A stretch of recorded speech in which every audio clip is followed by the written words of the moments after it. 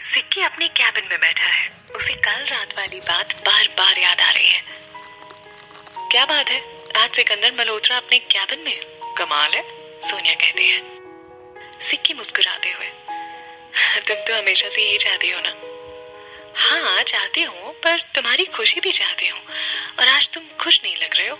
क्या बात है सिक्की? सोनिया पूछती है। कुछ नहीं, बस खुद को बिजी रखना चाहता हूँ, सिक्की कहता है। तुम क्या कहते हो, मुझे कुछ समझ नहीं आता। सोनिया चली जाती है।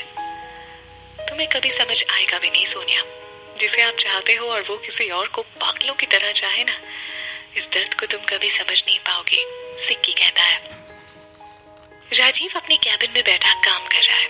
अचानक उसे उसके फोन की बीप सुनाई देती है और वो फोन उठाकर मैसेज चेक करता है। उसके चेहरे पर मुस्कुराहट आ जाती है। राजीव उठकर अपने कैबिन से बाहर राजीव को बाहर आता देख सोनिया उसके पास जाने लगती है। अचानक उसका पैर फिसलने लगता है और वो गिरने लगती है। राजीव आकर उसे पकड़ लेता है। सोनिया राजीव को देखने लगती है और मुस्कुराने लगती है। आप ठीक हो? राजीव कहता है। हाँ, मैं आप ही के पास आ रहा था। ज्वाइनिंग करते टाइम मुझे जो सैलरी बताई गई थी, ये तो उससे डबल है। हाँ, ये कोई एहसान नहीं है राजीव। 1 महीने में ही तुमने साबित कर दिया कि इस ऑफिस को तुम्हारे जैसे इंजीनियर की ही जरूरत थी, सोनिया कहते हैं। थैंक्स सोनिया। आज पिंकी की हल्दी है और मुझे घर जल्दी पहुंचना है, तो क्या मैं जा सकता हूँ? राजीव पूछता है। श्योर, खुशी से जाओ। राजीव मुस्कुराते हुए। Thank you so much Sonia, मैं चलता हूँ। वेलकम। राजीव चला जाता है और सोनिया उसे जाते देख मुस्कुराती है। विशाल होटल पहुंचता है। निशा उसे देखकर मुस्कुराती है। हाय निशा। निशा विशाल को हक करते हुए। मैं कब से तुम्हारा इंतजार कर रही हूँ, कितना टाइम लगा दिया आने में। सॉरी निशा, वो ट्रैफिक में फंस गया था। तुम बोले ना तुम्हें क्या काम था, विशाल कहता है। तुम तो जानते ही हो कि समीर मेरे बचपन का दोस्त है। उसकी शादी में मैं उसके लिए कुछ स्पेशल करना चाहती हूँ। मुझे तुम्हारी मदद चाहिए, करोगे ना मेरी मदद? निशा कहती है। विशाल मुस्कुराते हुए। हाँ निशा, जरूर करूंगा। थैंक यू विशाल। बेटा, क्या लोगी तुम निशा? जो तुम्हें पसंद हो। तुम्हारा फेवरेट इटालियन फूड ऑर्डर करते हैं, विशाल कहता है। ओके। पिंकी के घर हल्दी की रस्म की तैयारी चल रही है। पिंकी पीले रंग के लहंगे और फ्लावर ज्वेलरी में बहुत सुंदर लग रही है। मेरी बच्ची की खुशियों को किसी की नजर ना लगे, बहुत सुंदर लग रही है, सावित्री कहती है। दादी, चल नीचे आजा, पूनम जी कुछ देर में पहुंचने वाली है, मनोरमा कहती है। जी माँ। ये चांदनी पता नहीं कहाँ चली गई। वो मैंने उसे कुछ काम के लिए बाहर भेजा है।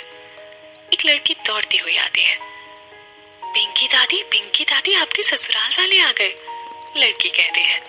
नीचे चल, मनोरमा कहते हैं। जी। सब नीचे आते हैं। आइए पूनम जी, आइए माँ जी, मनोरमा कहती हैं। पूनम पिंकी का माथा चूमते हुए। बहुत सुंदर लग रही हो। पिंकी पूनम और शारदा के पैर छूती है। खुश रहो। ये लीजिए लड़के वालों की ओर से शगुन की हल्दी। इसे अपनी हल्दी में मिलाकर पिंकी को लगाइएगा, और ये हल्दी की साड़ी और गहने जो लड़के वालों की तरफ से आते हैं।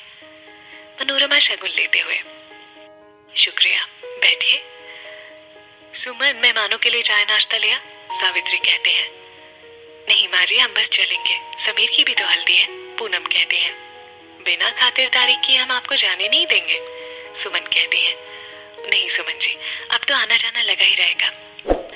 प्लीज शारदा जी, कुछ देर रुक जाइए। ये लीजिए, विशाल भी आ गया, सावित्री कहते हैं। विशाल शारदा और पूनम के पैर छूते हुए। नमस्ते।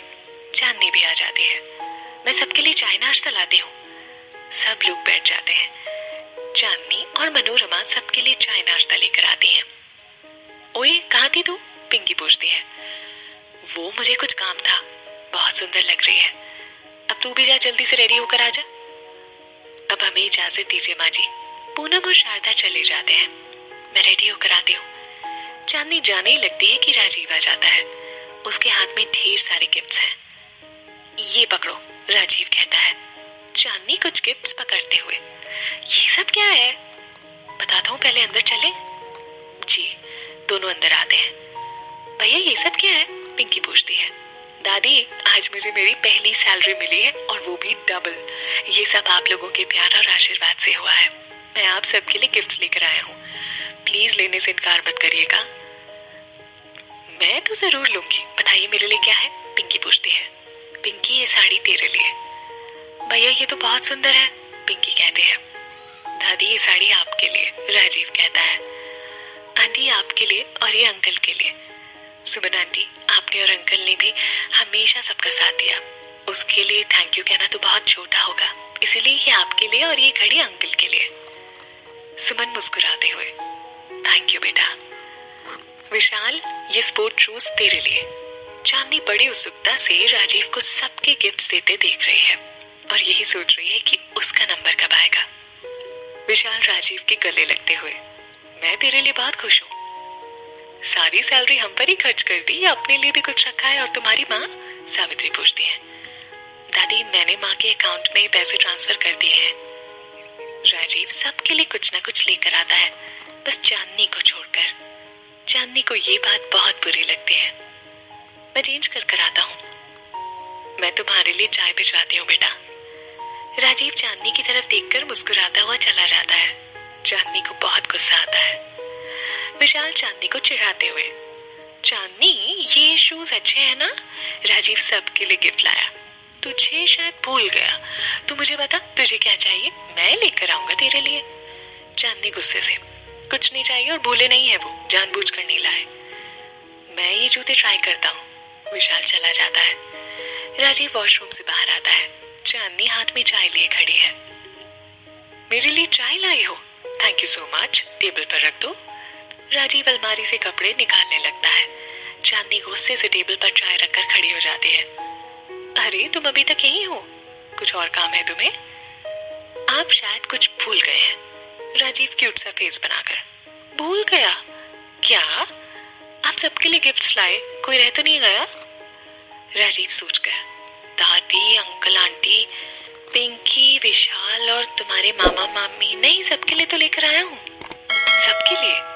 हाँ, चांदनी क्यूट सा फेस बनाकर। याद करिए, आपका कोई फ्रेंड? कोई फ्रेंड नहीं, कोई नहीं रह गया। आप खुद को समझती क्या है?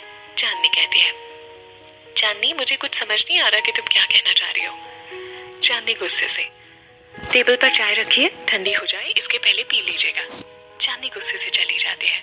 उसके जाते ही राजीव अपनी अलमीरा से गिफ्ट निकालता है और उसे देखकर मुस्कुराता है।